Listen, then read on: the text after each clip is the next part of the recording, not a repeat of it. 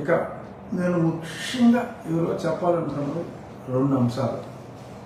అదేంటంటే నిన్న కాదు మొన్న సాక్షి ఛానల్లో కొమ్మినేని శ్రీనివాసరావు గారు, ప్రముఖ జర్నలిస్టు, గతంలో నాకు స్నేహితుడు, మరి ఆయన ఒక విచిత్రమైన సబ్జెక్ట్ పట్టుకున్నాడు. అదేంటంటే మరి ఈ విజయం, ఈ కూటమి విజయమే కాదట, ఈవీఎంని మేనేజ్ చేస్తే వచ్చిన విజయం అంట. సో ఎందుకంటే పాపం అంత దారుణమైన వైనాట్ 175 అని మాట్లాడుకుని వాళ్ళకి చిన్న మెదడు చిట్లినట్టుగా ఉంది ఆ బ్యాచ్ అందరికీ. అది డైజెస్ట్ చేసుకోలేక పిచ్చిగా మాట్లాడుతున్నారు. మిషన్ని మేనేజ్ చేయగలిగితే భారతీయ జనతా పార్టీకి 240 ఇంటికి వస్తారా? 360 వస్తాయని వాళ్ళు అనుకున్నారు. తప్పులేదు, మంచి పనులు చేశారు కాబట్టి వస్తాయనుకున్నారు. అయినా ప్రజలు 240 స్థానాలు ఇచ్చారు. ఈవీఎంలు మేనేజ్ చేయగలిగితే 360 కాబట్టి 350 అయినా తెచ్చుకుంటారు కదా. ప్రాంతీయ పార్టీల మీద ఆధారపడే పరిస్థితి ఎందుకు తెచ్చుకుంటారు? అర్థం పద్ధం లేకుండా నీకు 151 వచ్చినప్పుడు నీ గొప్ప, మాకు 124 వస్తే ఈవీఎం గొప్ప. ఏం మాట్లాడతారు? అర్థం పద్ధం లేకుండా మాట్లాడతారు. ఈ అర్థం పద్ధం లేని ఈ సంధి ప్రలాపంలో ఒక విచిత్రంగా మరి కొమ్మినేని వారు ఒక ఇద్దరుతో మాట్లాడాడు. అంత మ్యాచ్ ఫిక్సింగ్ అనుకుంటా. వాడు ఒక బుద్ధి లేనివాడు ఇంకో 2 బుద్ధి లేనివాడితో మాట్లాడి ఇంకో బుద్ధి లేనివాడు 7 ముగ్గురితో మాట్లాడించాడు. నాకు తెలియదు. కానీ అందులో జోక్ ఏంటంటే అసలు నన్ను నియోజకవర్గానికే ప్రజలు రానివ్వలేదు. మరి ఇతను అసలు ఎలక్షన్లో తిరగలేదు. మరి ఎలక్షన్లో తిరగకుండా అతనికి 57,000 మెజారిటీ, వాళ్ళు 45 అన్నట్టున్నారు. నాకు వచ్చింది 57,000 చిల్లర. సో 57,000 మెజారిటీ ఎలా వచ్చింది? ఇదంతా ఈవీఎం మాయ అని వీళ్ళు ఒక ఆర్కెస్ట్రేటెడ్ డ్రామా వాటి నడిపించారు. అసలు పిచ్చి వాళ్ళకి మరి తెలియదేమో.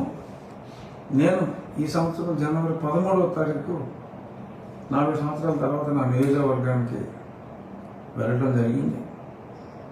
మరి నేను రాజమండ్రిలో సుమారు 11 గంటలకి ఫ్లైట్ దిగితే మరి కరెక్ట్గా మీ పార్టీకి వచ్చిన సీట్లు అన్ని గంటలు నాకు పట్టింది. 11 గంటలు పట్టింది. రాత్రి 10:40 నేను నా ఇంట్లోకి ఎంటర్ అయ్యా. Every minute is recorded my dear Jaganmohan Reddy Sakshi. నేను ఫ్లైట్ దిగిన తర్వాత ప్రతి నిమిషం అంతా రికార్డ్ అయింది. ఎందుకంటే సెక్యూరిటీ యాంగిల్లో కూడా నేను 2-3 కెమెరాస్తో మొత్తం అంతా కూడా రికార్డ్ చేయించడం జరిగింది. మరి అంతసేపు ఎక్కడెక్కడ ఎన్ని జంక్షన్లు జామ్ అయిపోయి ఎంత ట్రాఫిక్ డైవర్ట్ చేయాలి అని పోలీసు వాళ్ళందరూ కూడా చాలా ప్రయత్నం చేసి మరి సుమారు 1,000కి పైగా ఉన్న కార్లని అన్నీ ఎక్కడ ట్యాక్సీలే లేవు, ఎవరికైనా స్వచ్ఛందంగా వచ్చారు. మరి అవన్నీ కూడా 30 కార్లు 50 కార్లు అలా విడగొట్టి ఎన్ని చేసినప్పటికీ కూడా మరి ఎక్స్ట్రాడినరీగా పార్టీలకు అతీతంగా. తర్వాత నేను ఏ పార్టీ అనే చర్చ క్రియేట్ చేయించారు వేరే విషయం. కానీ ఆ రోజు తెలుగుదేశం, జనసేన, భారతీయ జనతా పార్టీ నాయకులందరూ అప్పటికి పొత్తు లేదు. అయినప్పటికీ కూడా మరి నాయకులందరూ అంటే తెలుగుదేశం, జనసేన పొత్తుంది, భారతీయ జనతా పార్టీ లేదు. అయినప్పటికీ కూడా పార్టీలకు అతీతంగా మరి పోరాడుతున్న పాలక పక్షంలో ఉన్న ప్రతిపక్ష నాయకుడిగా ఎన్ని వేల మంది నన్ను రిసీవ్ చేసుకున్నారు. ఆ విజువల్స్ అన్నీ ఒకసారి చూడమ్మా. కొమ్మినేని శ్రీనివాసరావు గారు, జగన్మోహన్ రెడ్డి గారికి కూడా చూపెట్టండి. మీరు గుడ్డివాళ్ళు అయిపోవచ్చు, ప్రజలు గుడ్డివాళ్ళు కాదు.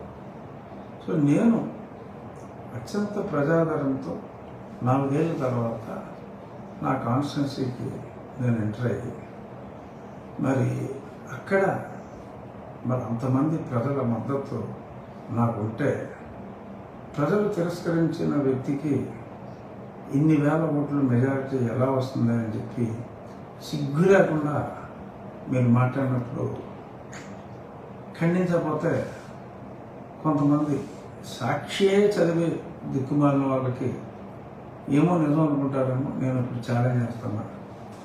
ఆ విజువల్స్ కూడా అన్ని ఛానల్స్లో వచ్చినప్పుడు మీ దాంట్లో వేసి ఎప్పుడైనా జగన్మోహన్ రెడ్డి ఆంధ్రాకి వచ్చినప్పుడు అంతమంది జనాలని ఒక్క పైసా ఖర్చు పెట్టకుండా స్వచ్ఛందంగా వచ్చిన సందర్భం ఏదైనా ఉందేమో చూడమని మొబైలైజ్ చేయటం, లాకర్ వాళ్ళని పెట్టుకుంటాం, డబ్బులు ఇవ్వటం, ప్రభుత్వ ఖర్చులో బస్సులు ఇవ్వటం, అలాంటి ఏమి లేవురా నాయన. ఊరికైనా 24 గంటల ముందు నేను వస్తున్నానని చెప్తే అప్పుడు నేను ఒక సాధారణ ఎంపీని, ఇప్పుడు ఇంకా చిన్నవాడిని, ఎమ్మెల్యేని. మరి అయినప్పటికీ మరి ప్రజలు మరి ఆ రకంగా నన్ను ఆదరించారు. ఎందుకంటే ఒక నియంత మీద ప్రాణాలకు తెగించి పోరాడినందుకు ప్రజలు ఇచ్చిన ఆదరణ అది. మరి ఆ ఆదరణ చూసి మీకు మండి దొబ్బి మరి ఈ రకంగా ఆ పిచ్చిగా ఈవీఎంల మద్దతుతో నేను నెగ్గానని మాట్లాడతాం